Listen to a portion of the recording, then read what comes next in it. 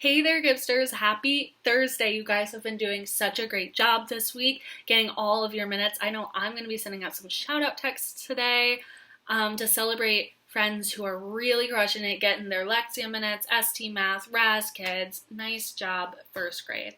All right, today we're taking another deep dive into our world atlas to learn about Asia, which is the largest continent on Earth. Our focus today is going to be figuring out what information we get from the words and what information we get from the pictures in a text. We've done this a ton before, but just to review what I need to do. First, I need to figure out what the text is mostly about. Then I need to figure out what information I get from the words. Next, I need to figure out what information I get from the pictures. And finally, I can figure out what information comes only from the words, only from the pictures, or from both. Let's take a look.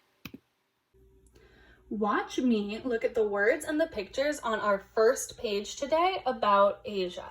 So first, I need to figure out what this page is mostly about. The heading on this page says Asia, and as I skim through the words, I see the word Asia popping up quite a bit, right? So it's repeating a lot. So I can tell from that the section is mostly going to be about Asia. So now I'm going to read the words. I'm just going to focus on this part of the words. Namaste. I'm from India. My country is home to the Taj Mahal, a famous tomb built hundreds of years ago. The bright lights and colorful signs behind me are in the lively city of Tokyo, Japan.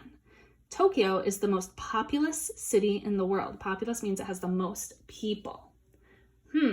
So figuring out what the words teach me, the words say that the Taj Mahal is a famous tomb. They also say that Tokyo has many lights and people in it. So these words are teaching me about India and Japan, which are two countries in Asia. So next, I'm going to look at the pictures. I noticed two photographs that we have here. The first one is a photograph of a young boy, and it shows how boys might dress in India, because, right, he says he's from India. All right. Then I've got this big giant photograph here of Tokyo, and it shows me people, lights, signs. The buildings seem really tall, and it looks like there's a lot of traffic. So this shows us that there's a lot of people there. Also, I noticed that the signs are in a language other than English. So finally, I can choose an idea I learned and say how I learned it. I learned a lot. I'm just going to pick one idea. So I could say I learned that Tokyo has lots of people, cars, and tall buildings. The words taught me that Tokyo is the most populous city in the world. The photograph showed me that buildings in Tokyo are tall, that there's a lot of traffic, and that people there use different letters than in English. All right, Kipsters, you're going to have to do this exact same thing as we move forward in our text and learn a little bit more about Asia. All right, let's dive in. Land regions. Much of Asia is a rolling plain covered by grasslands, forest, and tundra. The Himalaya and other high mountains stretch across the south. Deserts cover much of southwestern and central Asia. Water. Asia has huge rivers and lakes. The Yangtze is the longest river. The Caspian Sea, partly in Europe, is the world's largest saltwater lake.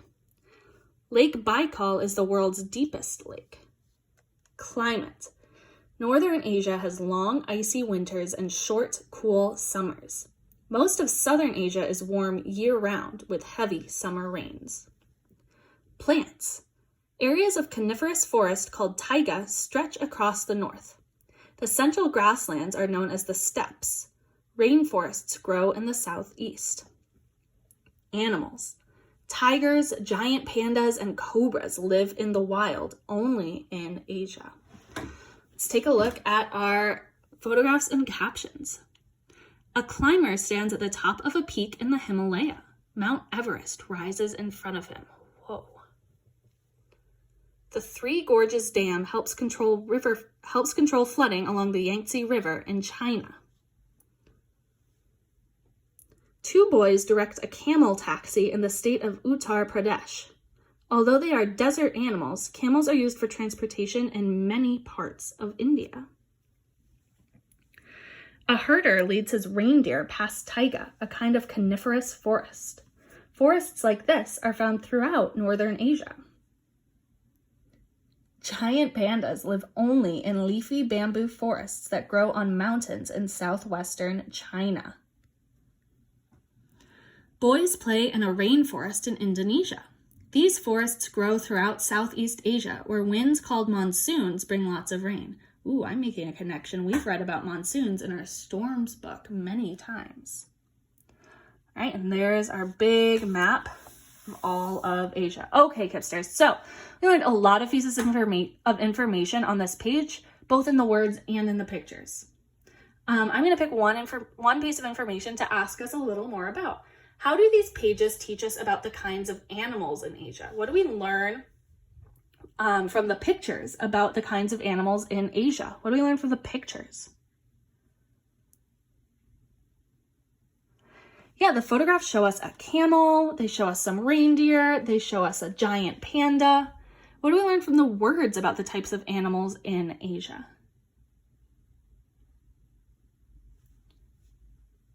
Yeah, there's a whole heading called animals, and it says tigers, giant pandas, and cobras live in the wild only in Asia. So the words mention tigers and cobras, the pictures mention camels and reindeer, and both mention giant pandas. Nice job turning the page. Let's learn some more. Countries. Asia has 46 countries. China is the largest country with boundaries entirely in Asia. Russia takes up the most area, but it is counted as part of Europe. Indonesia is Asia's largest island country. Cities. Much of Asia is too high, too dry, or too cold for people to live in. Most cities are near the coast or along busy rivers. Tokyo in Japan is the largest city. People. Asia has more people than any other continent. Each ethnic group has its own language, customs, and appearance. Most people work as farmers or fishermen. Languages. So many languages are spoken in Asia that even neighbors can have trouble understanding each other. India, for example, has 16 official languages. Products. Asia's chief products include rice, wheat, petroleum, cotton, rubber, tea, motor vehicles, and computers. All right, let's look at our photographs. These are the Petronas Towers in Kuala Lumpur, Malaysia. They are the tallest twin buildings in the world. This young boy works in a spice market. In India, people mix lots of spices together to make a strong flavor called curry. This masked dancer is from Bali.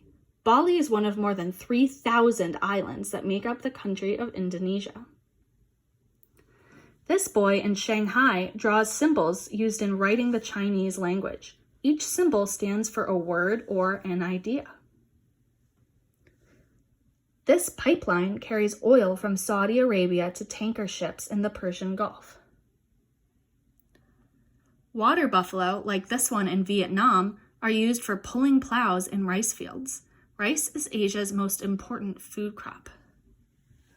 Okay, so there's, again, so much information from the words and the pictures. I want to zoom in just on this one of this little boy writing. Maybe he's in school, maybe he's at home. But what does the photograph of the boy writing teach us? What do we learn just by looking at this photograph? Call out a couple things we learned.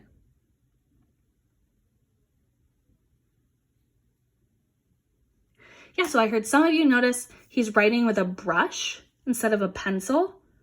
So children in China might write with brushes. And I heard some friends notice that he's using much different symbols than we use. He doesn't use the ABCs, he uses the Chinese alphabet. So Chinese symbols are different than letters in English. We learned that just by looking at that photograph. Really nice job, Kipsters. Thank you for helping me learn all about Asia. Now it's your turn. Pick any country in Asia, and there's a lot that we talked about today, to learn more about. Find out 3 interesting facts about that country and text them to your teacher. I cannot wait to see what new things you learn. and I will talk to you all tomorrow. Bye!